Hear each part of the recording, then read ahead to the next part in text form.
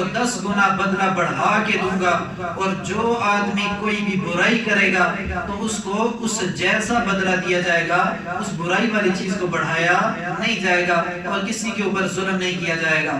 سورت کی آخری آیات ہیں، پوری سورت کا خلاصہ اللہ تعالیٰ نے آج کی ان آیات کے اندر ذکر کیا ہے آخر تک، اور پیغمبر پاک صلی اللہ علیہ وسلم کو فرمایا کہ میں نے اس سورت کے اندر بڑے احکام اور فرامین ذکر کر دیے، میرے پیغمبر اب آپ اعلان کر دیجئے کہ تم جو کرتے ہو کرتے رہو، میں اپنے رب کی طرف سے سیدھے رستے پر کاربند ہوں، میں نے ملت ابراہیمی پر چلنے کا عہد کر دیا ہے، اب میں نے اس رستے سے پیچھے نہیں ہٹنا، میری نماز، میری قربانی، میری زندگی، میری موت، یہ ساری کی ساری چیزیں اللہ کے لیے ہیں، اور میں ان چیزوں میں اللہ کے ساتھ کسی کو شریک نہیں سمجھتا۔ اور پھر آگے تھوڑا سا بیان لمبا کیا اور فرمایا کہ میں اللہ کے علاوہ رب کسی اور کو کیسے بنا سکتا ہوں، جو کہ جائز ہی نہیں ہے، کیونکہ ہر نفس کے اوپر اس کا وبال پڑے گا، کوئی بوجھ اٹھانے والا قیامت کے دن کسی دوسرے کا بوجھ نہیں اٹھائے گا، تو میں کیسے کسی اور کا بوجھ اٹھاؤں، یا میں کیسے اپنا بوجھ کسی اور کے سپرد کر سکتا ہوں؟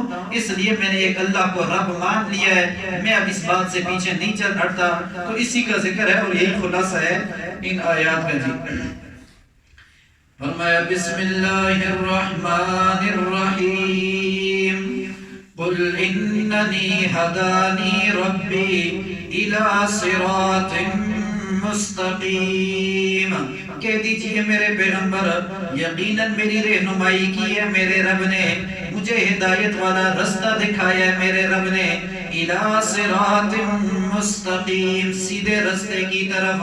کون سا رستہ؟ دیناً قیما ملت ابراہیم حنیفا، دیناً قیما، وہ مضبوط دین ہے، وہ کارآمد دین ہے۔ کون سا دین؟ ملت ابراہیم حنیفا، جو ابراہیم علیہ السلام کی ملت ہے، حنیفاً، ہر طرف سے کٹ کر ایک اللہ کے آگے جھکنے والا دین ہے۔ حنیف کا مطلب یہ ہے ہر طرف سے کٹ کر ایک اللہ کے آگے جھکنے والا۔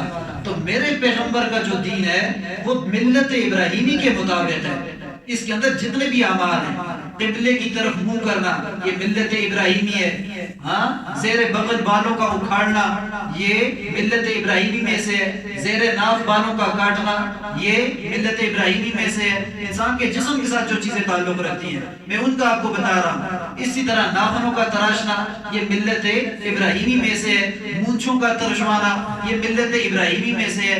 اور اس کے علاوہ ملت ابراہیمی میں سے سب سے بڑی چیز کیا ہے کہ اللہ کی توحید کو ماننا اور اللہ کے ساتھ کسی کو شریک نہ ٹھہرانا، اسی کا نام حنیف ہے، اسی کو حنیف کہتے ہیں، ہر طرف سے کٹ کر ایک اللہ تعالیٰ کے سامنے جھکنے والا۔ اور پھر ایک عمل جس کو قربانی کہا جاتا ہے، جس کا آپ سب کو پتہ ہے وہ کس کا ہے؟ ملت ابراہیمی کا، سنت ابیکم ابراہیم، اس ابراہیم علیہ السلام کی اس سنت کو چلایا، یہاں تک پہنچایا۔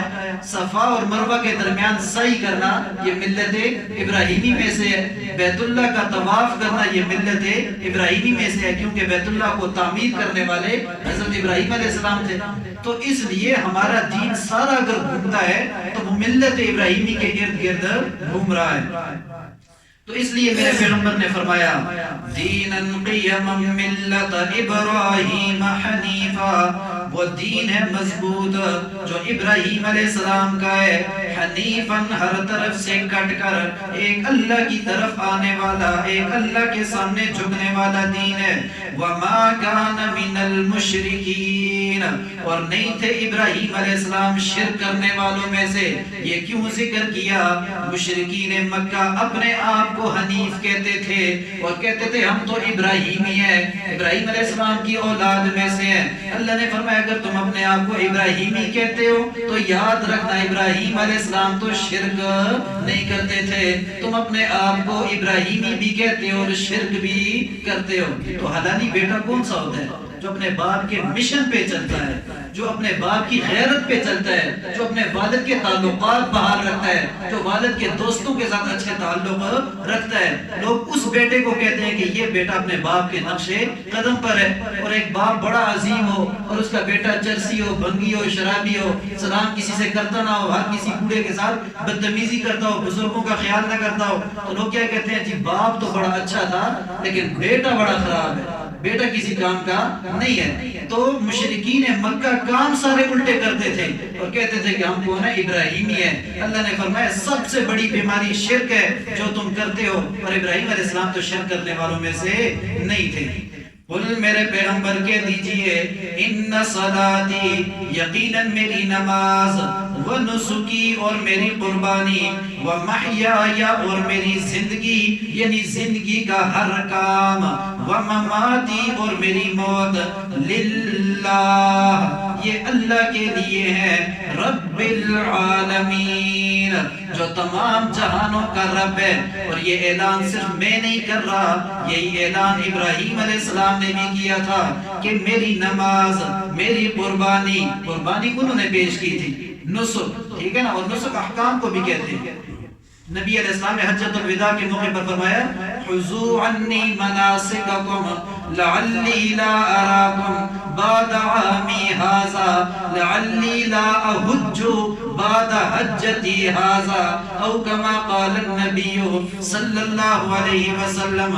فرمایا او لوگوں مجھ سے حج کے احکام سیکھ لو، شاید کہ اگلے سال تم مجھے دیکھ نہ سکو، میں تمہیں دیکھ نہ سکوں اور مجھے موت آ چکی ہو، یا اگلے سال شاید میں یہاں پر تمہارے ساتھ حج نہ کر سکوں۔ اور وہ آخری حج تھا میرے پیغمبر کا، اس لیے فرمایا کہ مجھ سے حج کے احکام سیکھ لو، اور لوگوں نے حج کے احکام سیکھے۔ نسک احکام کو بھی کہتے ہیں، لیکن یہاں پر مراد قربانی ہے۔ میں قربانی والا عمل ہو، نماز والا عمل ہو، میری زندگی ہو یا موت ہو، یہ ساری کی ساری چیزیں اللہ کے لیے ہیں جو رب ہے تمام جہانوں کا، لا شریک لا، اس کے ساتھ کوئی شریک نہیں، وَبِذَالِكَ أُمِرْتُ، اور اسی بات کے ساتھ مجھے حکم دیا گیا ہے، وَأَنَا أَوَّلُ الْمُسْلِمِينَ، اور میں سب سے پہلا فرما بردار ہوں، میں اس شریعت کے اندر سب سے پہلا ایمان قبول کرنے والا ہوں، باقی تم سارے میرے بعد ہو، میں سب سے پہلا مسلمان ہوں، میں اعلان کرتا ہوں کہ میں اللہ کے ساتھ ہوں، اللہ تعالیٰ کے دین پر چلنے والا ہوں۔ قل میرے پیغمبر کہہ دیجئے غیر اللہ ابغی ربا، کیا تلاش کروں میں اللہ کے علاوہ کسی اور کو رب، وہو رب کل شیء، حالانکہ وہ پیدا کرنے والا ہے ہر چیز کا۔ رب کا معنی پالنہار، پالنہار پیدا کرنے والا، اور عربی والے کہتے ہیں رب کسے کہتے ہیں؟ انشاء الشیء حالا فحالا الی حد الکمال، کسی چیز کو درجہ بدرجہ، سیڑھی در سیڑھی حد کمال تک پہنچا دینا۔ جس طرح ماں کے پیٹ میں بچہ ہوتا ہے، پہلے نطفہ ہوتا ہے، پھر بچہ بن جاتا ہے، پھر زندگی گزارنے کے بعد دنیا میں آ جاتا ہے، پھر دنیا کی نشو و نما پاتا ہے، پھر بچپن، لڑکپن، جوانی، بڑھاپے میں پہنچ جاتا ہے۔ یہ سارے کام کرنے والا اللہ ہے، اسی کو تو رب کہا جاتا ہے۔ انشاء الشیء حالا فحالا الی حد الکمال، درجہ بدرجہ، سیڑھی در سیڑھی کسی کو حد کمال تک پہنچا دینا، اسی کا نام رب ہے۔ تو فرمایا کہ وہ ہر چیز کا رب ہے۔ وَلَا تَكْسِبُ كُلُّ نَفْسٍ إِلَّا عَلَيْهَا، نہیں کماتا کوئی نفس إِلَّا عَلَيْهَا، مگر اس کا وبال اسی پر ہوتا ہے۔ یعنی دنیا کے اندر انسان جو کچھ بھی کرتا ہے ہر چیز کا وبال اسی پر ہوگا۔ اگر اچھے کام کیے تو اچھی چیز کا فائدہ بھی اسے ملے گا، برے کام کیے تو بری چیز کا فائدہ اسے ہوگا۔ وَلَا تَزِرُ وَازِرَةٌ وِزْرَ أُخْرَى، نہیں بوجھ اٹھائے گا کوئی بوجھ اٹھانے والا بوجھ کسی دوسرے کا۔ یہ نہیں کہ کسی ایک نے غلطی کی، قیامت کے دن اللہ دوسرے کو اس کا نقصان دے، ایسا نہیں ہوگا۔ بیٹا اگر بالغ ہو جائے نا اور اس کے بعد وہ الٹے کام کرے تو باپ سے نہیں پوچھا جائے گا۔ ہاں بچپن میں جب تربیت کا وقت تھا، وہ غلط کام کر رہا ہے، نماز نہیں پڑھ رہا، غلط پاس سے گزر جاتا ہے، تو والد سے پوچھا جائے گا کہ تیرا بیٹا ہے، تیرے ہاتھ کے نیچے ہے، تیرے سامنے نماز نہیں پڑھ رہا، کیوں تو اسے منع نہیں کرتا؟ لیکن جب بالغ ہو گیا اور ساری چیزیں اس نے دیکھ لی تو پھر اسی سے پوچھا جائے گا۔ اس لیے بچپن سے بچوں کی تربیت کیا کریں۔ ہاں بچپن سے کرتے نہیں، لاڈ پیار کرتے ہیں، کہتے ہیں بچہ کھیلتا رہے، جب تھوڑا سا بڑا ہو جاتا ہے، لڑکپن میں پہنچتا ہے، وہ جواب دینے لگ جاتا ہے، اور جب جوانی میں پہنچتا ہے تو پھر باپ اس سے بات کرتے ہوئے ڈرتا ہے کہ میں اسے کہوں گا تو آگے سے مجھے جواب دے دے گا۔ اور ہے ہوتا ہے ایسے اکثر۔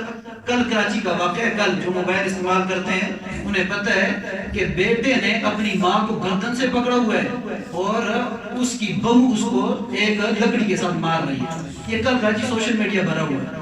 تو اس قسم کے حالات آگے جو بہو ہے وہ اپنی ساس کو مار رہی ہے اور اپنے سکے بیٹے نے اپنی والدہ بوڑھی کو گردن سے پکڑا ہوا ہے۔ اب اس قسم کے جب حالات ہوں گے تو پھر کیا تربیت ہوگی اور کیا بیٹے راہ راست پر آئیں گے۔